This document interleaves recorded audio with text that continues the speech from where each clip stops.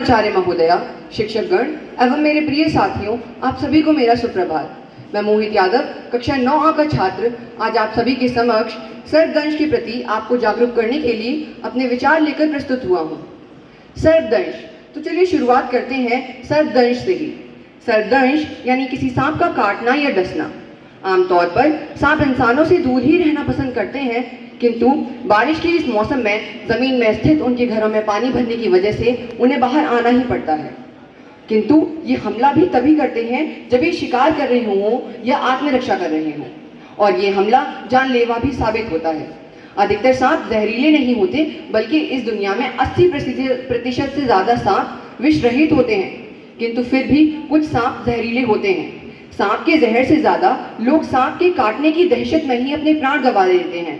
इसलिए आवश्यक यह है कि सर्पदंश के समय हम घबराएं नहीं और कोशिश करें कि हम काटने वाले सांप का रंग रूप याद कर सकें, क्योंकि इससे उपचार में सहायता होती है।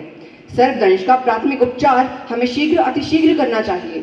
दंश स्थान के ऊपर या नीचे रबर या कपड़े से बांध देना चाहिए, परंतु यह भी ध्यान रखना चाहिए कि ऐसा करने से धमनी का रुधिर प्रभाव सिर्फ धीमा हो, रुके नहीं, क्योंकि काटे गए स्थान पर कसकर बांधे जाने पर उस स्थान का खून का संचार रुक जाता है और इससे वहां के ऊतकों को क्षति पहुंचती है।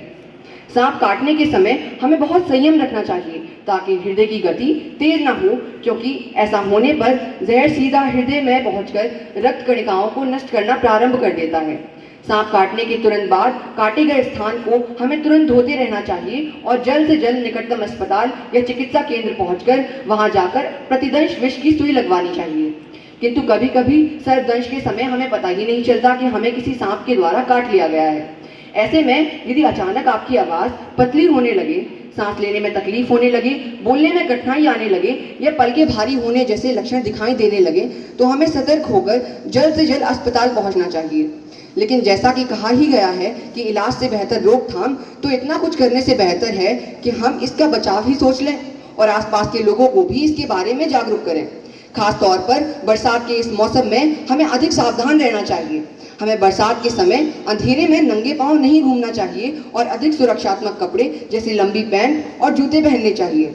ऐसे मौसम में हमें खास तौर पर ऐसे सुरक्षात्मक कपड़े पहनने चाहिए और ऐसे मौसम में हमें सिर्फ चिन्हित पगडंडियों पर ही चलना चाहिए और सांप को स्थानांतरित करने का तो प्रयत्न बिल्कुल ही ना करें। यदि सांप दिखे तो धीरे धीरे पीछे बढ़कर उस स्थान को छोड़ने का प्रयत्न करें और अधिक से अधिक लोगों को उस स्थान के बारे में सूचित करें।